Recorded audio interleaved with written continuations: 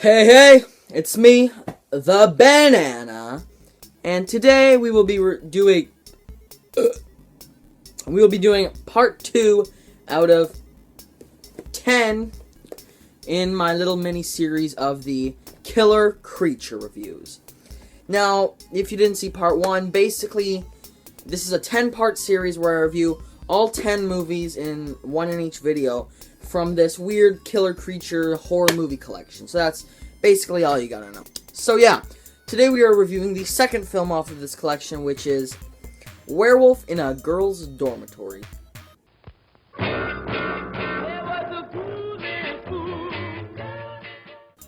Now, right off the bat, before this film even starts, that name is the most awesome film title ever.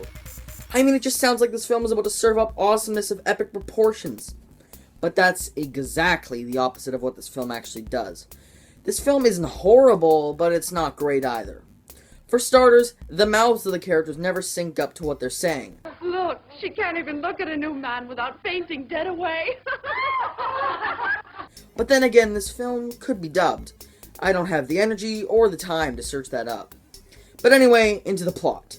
This movie's plot is pretty boring. At a girls' boarding school, a new teacher arrives. And after he arrives, a series of murders by a wolfman-like creature thing takes place. The twist? Everybody thinks the new teacher is responsible for these murders. It sounds like if the narrative was interesting enough, this film could be something good, but it's not. Now, a few positives to the stinker are, the acting is actually pretty tolerable. I didn't find much wrong with the actors' deliveries. Another positive to this film is its title, but that doesn't really count, seeing as though it's not even really a part of the actual film. And the last positive I can possibly give this movie is that the musical score is good. It's nothing special or memorable, but yeah, it's fine. So, let's talk about the villain of the film. At about the 40-minute mark, we get our first glimpse at the villain, being a murderous werewolf. And honestly, he doesn't look terrible. Now, he's not the best werewolf I've ever seen. In fact, he's probably among the worst. But he looks okay, if I'm being honest. I don't really have too much of a problem with his design. He's your generic werewolf killer man. But in the first scene he shows up at, something pretty ridiculous happens. This werewolf dude waits so long before he kills his victim. Or attempts to kill his victim. Actually, he doesn't even do that, come to think of it. So, he traps this girl, but instead of attacking right away, he literally just stands there and waits. Almost as if he's waiting for someone to arrest or stop him.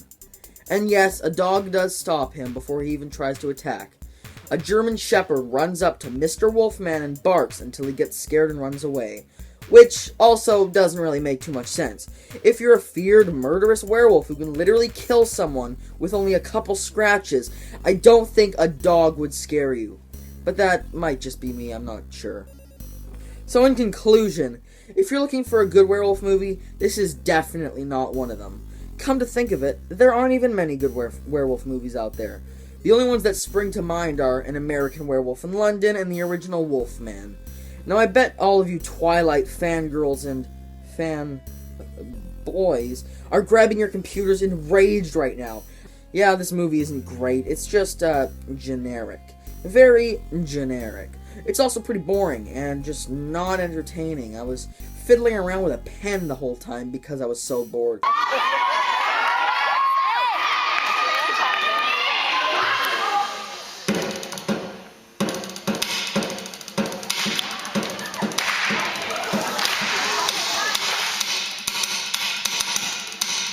Don't watch this, it'll just waste your time.